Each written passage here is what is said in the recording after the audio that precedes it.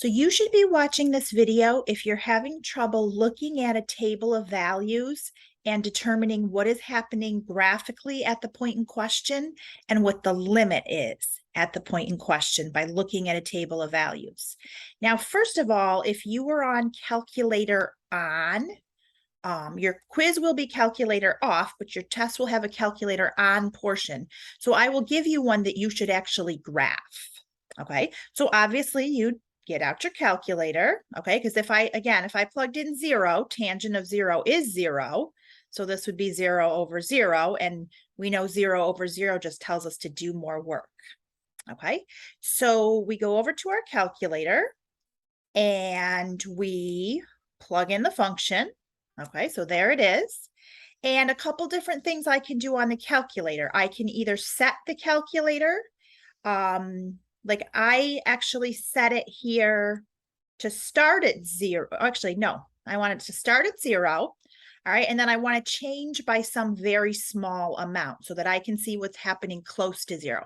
I'm going to have to scroll back into the negatives though and check that what's happening in the negatives and the positives would both be approaching the same number. Okay, so for the limit to exist, we have to check from the left and from the right. All right, so I take a look at table, and like I said, scroll back into the negatives. So I can see as I approach 0 from the left, those values look awfully close to 6. I approach from the right, the values are also very close to 6. But at 0, the function is undefined.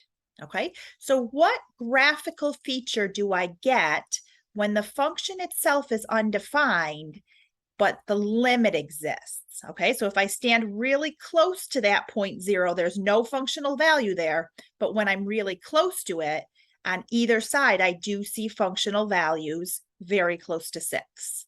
Okay, so what graphical feature is that? All right, and you should be able to recognize that that is a hole. Now there's other things you can do in your table.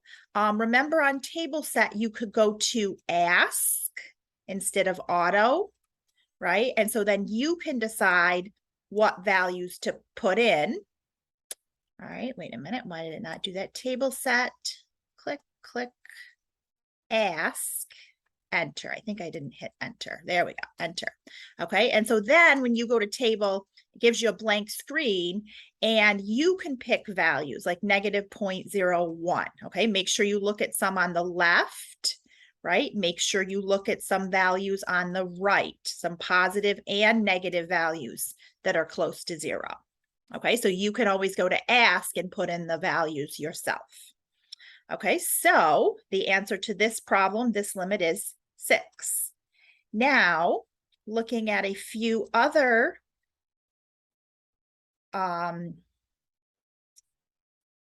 where I took a screenshot. Okay, so on this screenshot, notice there's an error at 4. Okay, so I would just give you this table of values and you don't see the function. There's an error at 4, and on either side of 4, well, one side's negative, one side's positive, so that's never a good sign, right? My limits are not matching on either side, but I see really big numbers. Now, 10,000 is not that big of a number, but that's as big a number as my calculator, you know, that column will only hold numbers with so many digits. Okay, if I got closer and closer to 4, I'd see values like 100,000, a million, 100 million, a billion, right? Larger and larger values as I got closer and closer to 4. So what does that tell me that's happening there? Right? When I see very large values, very large negative values, which technically would be very small values, but large in absolute value. And then I see very large values in the positives on the other side. Okay, what is that telling you is happening there graphically? And you should recognize this as a vertical asymptote line. Okay, there would be a vertical asymptote line at 4. For this function. Okay, so moving to a different slide. So let's see what's happening here. Now again, at 0, we're looking at the limit as x approaches 0. Okay, it's undefined. Again, we see positive on one side, negative on the other. So that is not a good sign. We're not seeing our functional values matching from the left and from the right. Okay, so as far as the limit is existing, that's not a good sign.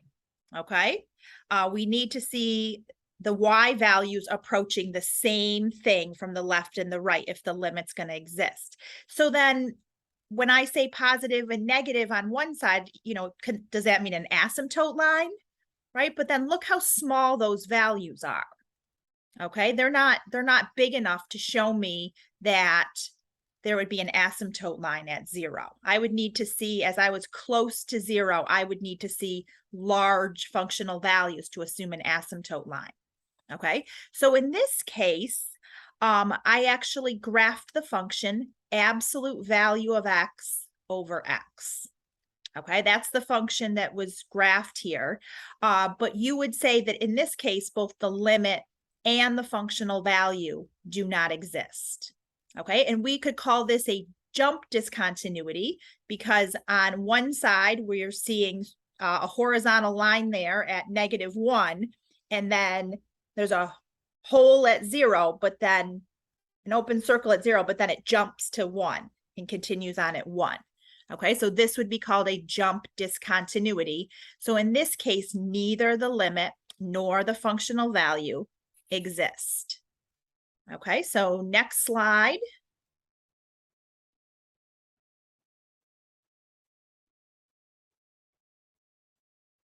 Okay, so what's going on here at 2? Okay, 2 is the point in question in this example. Okay, so at 2, I get an error. All right, so the f of 2 does not exist. However, if I look on either side of 2, from either side, I see functional values getting closer and closer to -9. Okay, so that tells me that the limit as x approaches 2 exists and is -9. Okay, and again, what graphical feature do we see if the point is undefined, but the limit exists? Okay, and that is where we see the hole in the graph. Okay, so this function would have a hole at the point 2, -9. Okay, so limit existing with functional value not existing, that's the clue that there's a hole in the graph. Okay, so final screen. All right, so what's happening here? The point in question is 3. Okay, does the limit exist as x approaches 3? Right, and I look at the values close to 3, and I see values close to 1.997, 2.003. Those are awfully close to 2. And I notice that the functional value actually is 2. Okay, so the limit still exists. The limit as x approaches 3 is 2, right? Because if I am close to 3, the functional values are close to 2. But actually, f of 3 exists. Okay, so if I see f of 3 is 2, the limit as x approaches 3 is 2, right? This actually tells me that this function is continuous when x equals 2. Okay, because remember, sometimes the limit and the functional value are the same. Okay, and anytime we see the limit and the functional value being the same, that's our definition of continuity. Okay, so this would be a function that is continuous when x equals 2. The limit is 2, the functional value is 2. Thus, this function is continuous when x is equal to 3. So again, thanks for taking the time to watch, and I hope this was helpful.